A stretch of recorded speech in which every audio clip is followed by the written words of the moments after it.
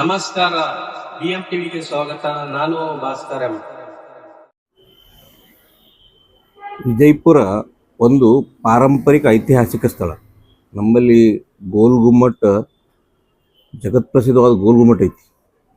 ಇದು ಮೊಘಲರು ಇದ್ರಾಗ ಕಟ್ಟಿದಂಥ ಗೋಲ್ ಗುಮ್ಮಟ ಒಂದು ದೊಡ್ಡ, ನಾವು ಹೇಳ್ಬೇಕಂತಂದ್ರೆ ದೊಡ್ಡ ಟೂರಿಸ್ಟ್ ಸ್ಪಾಟ್. ನಮ್ಮದು ನಾವು ಕ್ರಿಯೇಟ್ ಮಾಡಿದ್ದಲ್ಲ, ಇದು ನಮ್ಮಲ್ಲಿ ತಲತಲಾಂತರ ಬಂದಿದ್ದು. ವಿಜಯಪುರ ನಗರದಾಗ ನಾವು ದ್ರಾಕ್ಷಿದು ಬೀಡ್ ಅಂತೀವಿ, ದಾಳಿಂಬ್ರೆ ನಾಡ್ ಅಂತೀವಿ. ನಮ್ಮಲ್ಲಿ ಎಲ್ಲ ದೊಡ್ಡ ಊರಿಗೆ ಕನೆಕ್ಟಿವಿಟಿ ಅದಾವೆ, ಹೈವೇಗಳು ಕನೆಕ್ಟಿವಿಟಿ ಅದಾವೆ, ರೈಲ್ ರೋಡ್ಗಳು ಕನೆಕ್ಟಿವಿಟಿ ಅದಾವೆ. ಸೊ ನಾವು ಪುನಾಕ್ಕೆ ಹೋಗ್ಬೋದು, ಬೆಂಗಳೂರಿಗೆ ಹೋಗ್ಬೋದು, ಎಲ್ಲ ಕಡೆ ಹೋಗ್ಬೋದು. ಇವೆಲ್ಲ ಆದ್ಮ್ಯಾಗ 2013 ಈಗ ನಾವು ಹೇಳ್ಬೇಕಾದ್ರೆ ಬಿಜಾಪುರದ ಒಳಗೆ ಕರ್ನಾಟಕದ ಮೊಟ್ಟ ಮೊದಲ ಮಹಿಳಾ ವಿಶ್ವವಿದ್ಯಾಲಯ ಆಗಿದೆ ವಿಜಯಪುರ. 2013 ಒಳಗೆ ಮಹಾನಗರ ಪಾಲಿಕೆ ಆಯಿತು. 2014 ಬಿಜಾಪುರ ಅನ್ನೋದು ವಿಜಯಪುರಕ್ಕೆ ಕನ್ವರ್ಟ್ ಮಾಡ್ಕೊಂಡ್ವಿ ನಾವು. ಬಟ್ ಇಲ್ಲಿವರೆಗೂ ಸರ್ಕಾರಿಯಲ್ಲಿ ಅರೆ ಸರ್ಕಾರಿಯಲ್ಲಿ ನಮ್ಮ ಮಹಾನಗರ ಅನ್ನಕ್ಕೆ ರೆಡಿ ಇಲ್ಲ ನಾವು.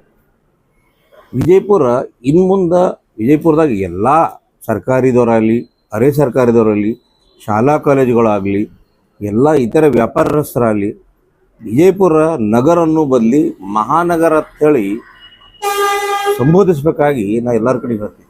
ಇನ್ನು ಮುಂದೆ ವಿಜಯಪುರ ನಗರನ್ನ ಬರೀ ವಿಜಯಪುರ ನಗರ ಅನ್ನಕ್ಕೆ ಹೋಗ್ಬೇಡ್ರಿ, ವಿಜಯಪುರ ನಗರನ ಮಹಾನಗರ ಅಂತ ಸಂಬೋಧಿಸ್ಬೇಕಾಗಿ ಸರ್ಕಾರಿಯವರಿಗೂ ಅರೆ ಸರ್ಕಾರಿಯವರಿಗೂ ಎಲ್ಲರಿಗೂ ರಿಕ್ವೆಸ್ಟ್ ಮಾಡ್ಕೊಳ್ಳೋದಂದ್ರೆ, ನಮ್ಮ ನಗರದ ಹೆಸರು ನಾವು ಚೆನ್ನಾಗಿ ಮಹಾನಗರ ಅಲ್ಲಿಲ್ಲ ಅಂದ್ರೆ ಮತ್ತೊಬ್ಬರು ಅನ್ನಂಗಿಲ್ಲ.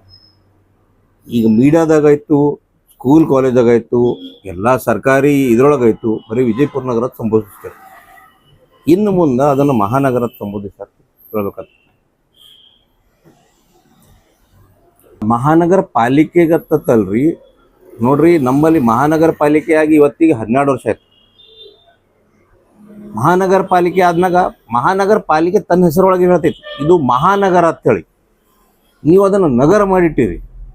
ಅದನ್ನು ನಾವೇನು ಮಾಡಬೇಕು, ಬರೋದಿಂದಾಗ ವಿಜಯಪುರ ನಗರ ನಾವು ಬದಲಿ ವಿಜಯಪುರ ಮಹಾನಗರ ಅನ್ಬೇಕು. ಯಾಕಂದ್ರೆ ನಾವು ಒಂದು ಕಾರ್ಪೊರೇಷನ್ದಾಗ ಅದೀವಿ.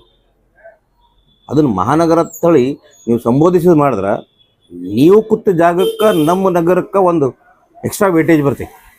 ಇನ್ನು ಮುಂದೆ ವಿಜಯಪುರ ನಗರವನ್ನು ಮಹಾನಗರವಾಗಿ ಸಂಬೋಧಿಸಿರ್ತೈತೆ.